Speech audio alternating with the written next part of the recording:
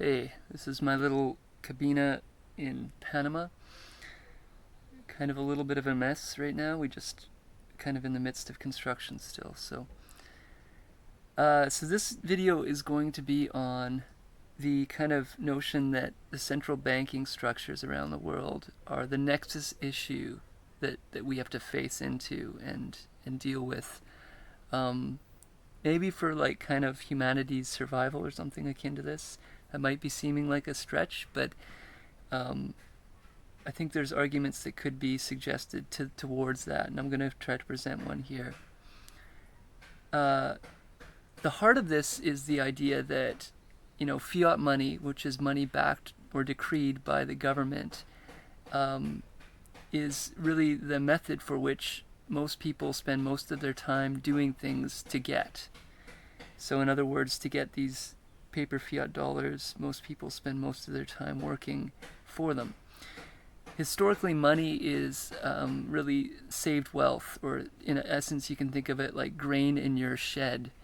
It allows you to, extend your living habits into the future because of this shit is stored monetary or money that you have in the bank in a certain sense.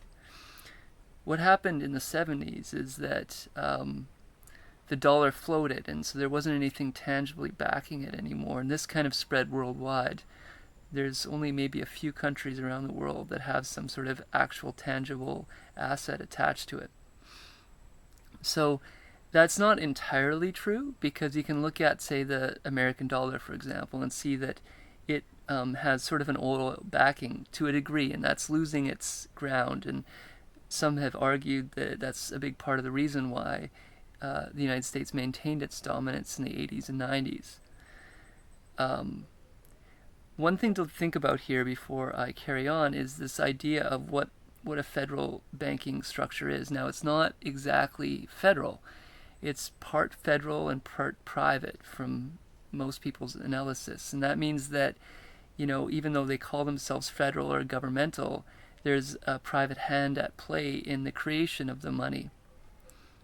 And that's an important thing to think about when you add this secondary part of the equation, which is the fact that money is created at debt. And this has been recently empirically proven. I forget the fellow's name, but it's a very complicated proof, I think, from my understanding, and it took many years to prove, but recently it was proven. And that goes along with the fact that there's this thing called fractional reserve banking, which means that for every dollar printed, usually a bank can actually print 10 times that in debt.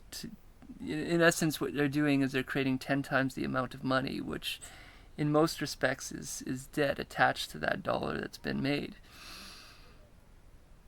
So all of these things combine to the idea that the money that you hold is a debt receipt in many respects, and that every time you use it, you're creating more and more debt around the world, which is more and more kind of enslavement when you really think about it. So therefore, this monetary structure that we have is an enslaving structure, a structure that binds people ever more as it gets used. And that's a terrible thing. And in many ways, being, for example, here in Panama right now, you can see how much people work and how little they get for it oftentimes. And that's just the nature of how this mechanism seems to have built itself, despite the fact that we have, in many respects, built exponential resources around the world. Now, the planet is finite, and that's another reason why I think this is not possible to extend forever. So in that way, it's kind of like the biggest Ponzi bubble, and it's going to pop at some point. I think mathematically that's the case, which would cause perhaps the most devastating event, in human history, because this is now global. It's not just some regional area. This fiat Ponzi scheme, in some sense, is now a global phenomenon. So I guess that's the essence of the argument. Kind of a sad argument, but I think that there are hope. Things potentially like cryptocurrency, maybe, if it's not hijacked, which it could be, or resorting back to something like a tangible backed system somehow, instead of having free floating currency that can be printed infinitely, destroying, central banking, somehow have it far more distributed. All these things are glimmers of hope, I think, to get out of this mess. Be well.